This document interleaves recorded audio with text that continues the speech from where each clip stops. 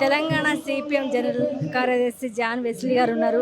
దాదాపు ఈరోజు ఇందిరా పార్క్ మహాధర్నా చేసిన అంశం ఏంటి?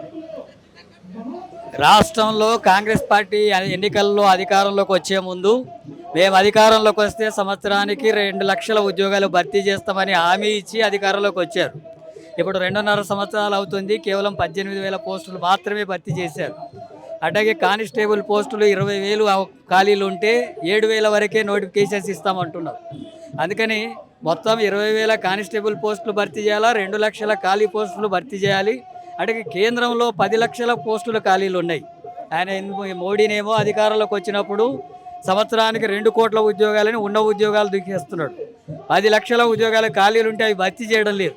అందుకని కేంద్ర రాష్ట్ర ప్రభుత్వాలు నిరుద్యోగులను మోసం చేస్తున్న నేపథ్యంలోనే అనేక రూపాల్లో నిరుద్యోగులు ఆందోళన చేస్తున్న ప్రభుత్వం స్పందించినందుకు సిపిఎం పార్టీ ప్రత్యక్ష పోరాటానికి నిరుద్యోగులకు మద్దతుగా ఆ డిమాండ్ల పరిష్కారం కోసం పోరాటానికి పూనుకున్నది. ఈరోజు తెలంగాణ కాంగ్రెస్ గవర్నమెంట్ వచ్చి 3 సంవత్సరాలు పూర్తి చేసుకోబోతుంది. ఇంతవరకు అయితే జాబులు అయితే ఇవ్వడం లేదు. తెలంగాణలో మాత్రం నిరుద్యోగులు ఎక్కువవుతున్నారు. సిపిఎం స్పందన ఎలా ఉండబోతుంది?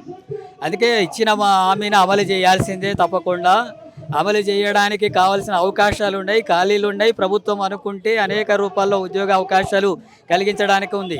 విద్యారంగంలో ఖాళీలు ఉన్నాయి, టీచర్ పోస్టులు ఖాళీలు ఉన్నాయి. వైద్య రంగంలో డాక్టర్లు నర్సుల సంఖ్య తగినంతగా లేదు, స్టాఫ్ కూడా తగినంతగా లేదు.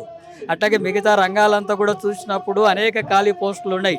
వీళ్ళ ఉద్యోగాలు భర్తీ చేయకపోతే వాళ్ళ ఉద్యోగాలు ఊడిపోతాయి ఈ నిరుద్యోగుల పోరాటంతో అని చెప్పి రేవంత్ రెడ్డిని అట్లాగే మోడీని కూడా హెచ్చరిస్తున్నాం. ఈ సందర్భంగా ఈ కార్యక్రమం ఇంతటితోనే ముగిసదు. ఇది జిల్లా వ్యాప్తంగా నిరుద్యోగుల ధూమ్ధామ్ లాంటి కార్యక్రమాలు జరుగుతాయి. ఆ తర్వాత కూడా స్పందించకపోతే చలో అసెంబ్లీ లాంటి కార్యక్రమానికి కూడా పూనుకోబోతున్నాం. ఖాళీలు ఉన్నాయి, ప్రతి సంవత్సరం రిటైర్డ్ అవుతూనే ఉంటారు.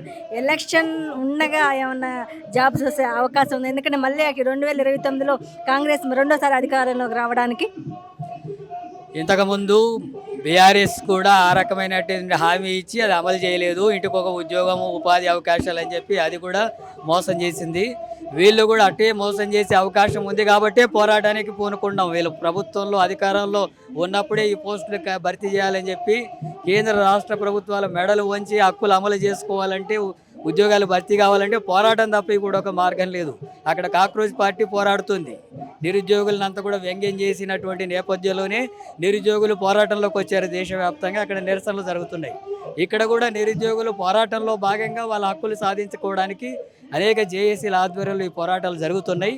ఆ పోరాటాలను దృష్టిలో పెట్టుకొని వాళ్ళకు మద్దతుగా అట్లాగే ప్రభుత్వం మీద ఒత్తిడి తీసుకురావడానికి రేవంత్ రెడ్డి ముఖ్యమంత్రిగా ఈ హామీని అమలు చేసేందుకు చర్యలు తీసుకోవడానికి ఉద్యమం నడుపుతుంది. కాక్రోచ్ పార్టీ నాయకులు ఇన్ని రోజుల నుంచి ధర్నా చేస్తున్నారు. ఎందుకు సెంట్రల్ గవర్నమెంట్ స్పందించట్లేదు? అంటే మాట్లాడే వాళ్ళ స్వేచ్ఛని హక్కును లాగేసుకుంటుందా? కేంద్ర ప్రభుత్వం పూర్తిగా అన్ని రంగాల్లో అది ప్రజా వ్యతిరేకమైనటువంటి విధానాలు అనుసరిస్తోంది. అది కార్మికులకు వ్యతిరేకంగా, రైతులకు వ్యతిరేకంగా, కూలీలకు వ్యతిరేకంగా, నిరుద్యోగులకు వ్యతిరేకంగా, విద్యా వైద్యం ప్రైవేటీకరణ చేసి వ్యాపారంగా మార్చే దాంట్లో అటుకే కార్పొరేట్ సంస్థల ప్రయోజనాల కోసం పనిచేస్తున్న ప్రభుత్వం వాటినన్నింటినీ కప్పిపెట్టడానికి మతోన్మాద రాజకీయాలు కూడా నడుపుతుంది ఆ ప్రభుత్వం. అందుకనే బీజేపీ వ్యతిరేకంగా ఇప్పుడు పెద్ద ఎత్తున యువతలో వ్యతిరేకత అర్థమవుతుంది. ఇప్పుడిప్పుడే వాళ్ళ ముందుకు వస్తున్నారు. యువత ముందుకు వస్తే తప్పకుండా ప్రజలు కూడా ముందుకు వచ్చి ఆ ప్రభుత్వానికి తగిన గుణపాఠం చెప్పేది. బీజేపీని ఇప్పుడు సమస్య మెయిన్గా ఇంకా ప్రభుత్వాన్ని గద్దె దించడం తప్ప ఇంకో మార్గం లేదు. దేశానికి ప్రజాస్వామిక హక్కులు జరగాలన్నా, ప్రజా సమస్యలు పరిష్కారం జరగాలన్నా, ఉద్యోగాలు భర్తీ కావాలన్నా మోడీని, బీజేపీని గద్దె దించడం ఒకటే మార్గం ఈరోజు దేశ ప్రజల ముందు. అలాంటి పోరాటాల్లో భాగంగానే కాక్రోచ్ పార్టీ ఉద్యమం నడుపుతుంది. అక్కడ సమస్య పరిష్కారం జరగకపోతే అది ప్రజలందరూ కూడా అర్థం చేసుకుంటున్నారు. ప్రజలందరూ కూడా ప్రభుత్వాన్ని గద్దె దించడానికే పూనుకుంటారు రేపు ఎన్నికలు.